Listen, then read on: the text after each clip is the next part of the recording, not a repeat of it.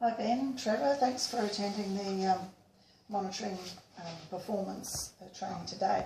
So what we're going to talk about is organisational and legislation requirements and how that affects monitoring performance, the importance of identifying performance gaps, how to implement disciplinary action and resolve disputes, and how to provide feedback to teams and manage your staff. So at the end of it, you should have a pretty good idea of how to monitor your teams. So first of all, management and managing performance is governed by two requirements. One is organisational and one is legislation. So Trev, what do you think organisational means? Is it policies and procedures? Yes, that's right, it is. Ben, do you think there's anything else that might be another requirement as far as organisational is concerned? Employment contracts? Yeah, that's right too. So policies and procedures and employment contracts, and that's what us as a company put together for employment for employees. So there's another requirement, and that is legislation, and we're legally bound to conduct work within parameters of legislation. So why do you think legislation is in place, Trev? To protect the staff and employers. Yeah, that's right, it is. So we've got the organisational, which sets out your policies and procedures and how we do things, and you've got your employment contracts, and then you've got your legislation, which protects your employees and tells you how to do things. And the legislation covers things like discrimination, so you can't treat people differently, human rights, so you cannot exploit people, Fair Work Australia, which covers termination because there's a step-by-step process to cover a termination, so it's fair and equitable for everybody. There's privacy rules, which covers documentation and information and how we store those and keep confidentiality. And there's the work health safety, which provides that each employer is to provide a safe workplace. And one of the things also is not only the plant and machinery that needs to be safe, but also safe in the environment. So things like bullying, harassment, that type of thing. That's also covered in the legislation. Does that make sense? Yep. Okay. So when we're looking at managing performance, it's an opportunity really to identify either skills gaps and performance gaps. So, and whilst you do that, then you've got an opportunity to improve those gaps. So what do you think is important why do you think it's important to identify skills and performance gaps, Ben? To improve productivity and staff morale. Morale? Yeah, morale. Yeah, staff morale? Yeah, it is. Because if everybody's happy, then they'll work better within their environment, and that will in itself produce, will improve the productivity.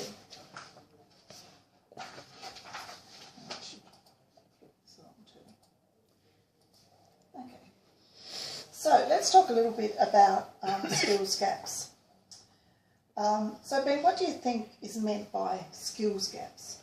Identifying how they're doing their tasks, like competencies. Yes, that's right. And how do you think we would go about breaching those gaps? Do you think it might be training? Do you think training would help to breach those skills gaps? Yeah. Yes. And coaching and mentoring is also another way of reducing the gaps in skills. You can as line managers, you can watch people and help them with their skills and make sure that they're doing things at a high level, or they may need help to do it differently to improve their skills. So there's also performance gaps as well. What, Trevor, do you think is meant by performance gaps? Identify what they don't know or why they're doing the behaviour. Yeah, so it's about behaviour. So we have one about competencies, which is skills, and we have the other one, which is performance, and that's about behaviour. So that also can be trained, and that is trainable by, they might not know the standards that are set to do a particular job. So we need to train our employees on the standards we expect them to be doing their job.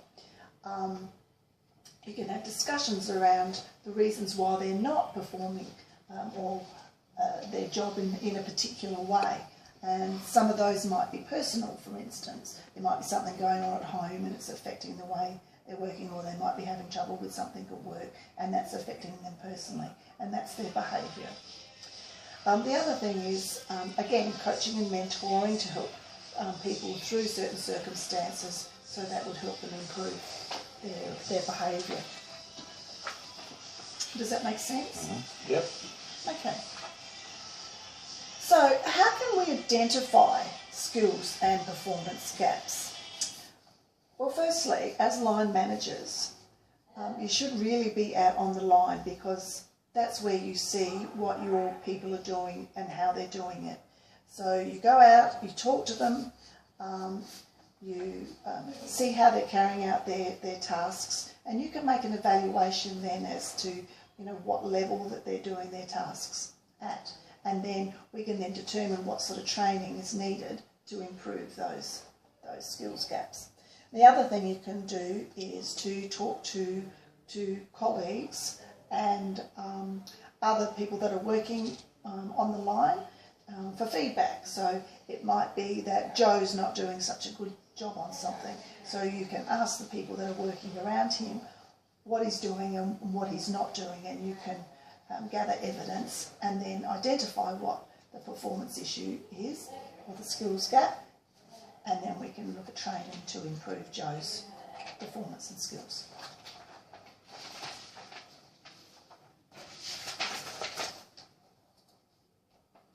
Okay. So when you're dealing with monitoring performance, there's always a disciplinarian side of performance management. And there's specific ways that we carry out disciplinary action. And if we look at it as an opportunity for improvement, it will give you the right attitude to go into the training, rather than in a judgmental way. You go into it with, this is an opportunity to help someone improve.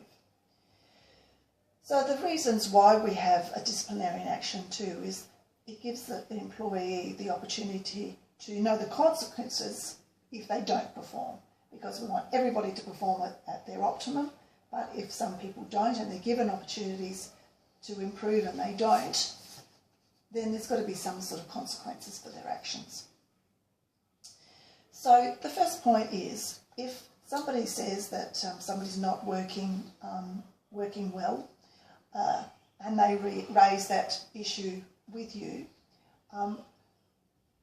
the next thing for you to do is to raise the issue immediately with the employee. So why do you think that it would be important to raise the issue immediately? Trent, do you think you could answer that?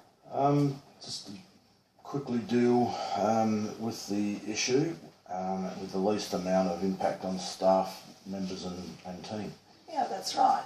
That's right. If it's an issue, you want to get it over and done with, you want to get it out in the open, you want to find the resolution, and you want to move on as quickly as possible. So the next thing that you would do is meet with the employee to discuss the reasons around why their performance is not up to standard.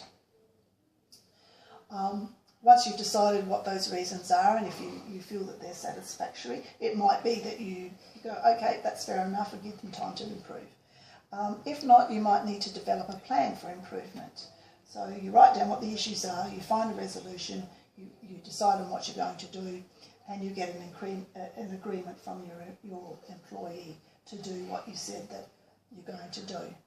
The next thing to do is to monitor that progress against the timeframes that you've allowed. If there is still no improvement, then the next step is to give a verbal warning.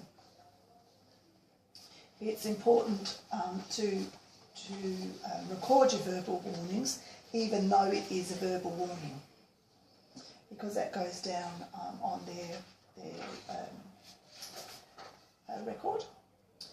Okay, the next part is if they don't adhere to the verbal warning, then you give a first written warning, a final written warning, and then you let them know that you're contemplating termination. So it's quite progressive and quite succinct in what we do. So somebody might decide that they don't like the way that you've evaluated them. So they're going to bring that dispute to you, and it's called a grievance. So this is about how we resolve the dispute. So you meet to discuss the grievance, and you record the issue. So why do you think you would record the issue if it's a discussion? For understanding, investigation of the facts and evidence. Yes, that's right, Ben. To understand what the issue is, and then to be able to go off and investigate their facts and evidence. So after you've done that, you would discuss the actions and agree on a resolution again. If you cannot find a resolution, you can get HR involvement there, and we will be able to assist you to find a resolution. If after that time we can't find a resolution, then the employee also has the option to take it to Fair Work Australia, and they will work through the grievance. Does that make sense? Mm-hmm. Yep. Okay, so after all this, we need to provide feedback, and we need to manage our teams. So when you're feeding back, it's important to have objective language. And objective language is free from bias, it's interpreted the same by all, and it's free from opinions. So it's about the behaviour, it's not personal. So you need to make sure that you've got your language so that people understand them. It's objective. So if you're giving bad feedback, it's always better to give that privately, because you don't want to embarrass the employee amongst their colleagues. But if it's good feedback, then it's also good to do that in meetings and reward the employee. So to manage your talent, why do you think it's important to manage the talent? No? Oh, because it's really costly to replace staff who already know what they do.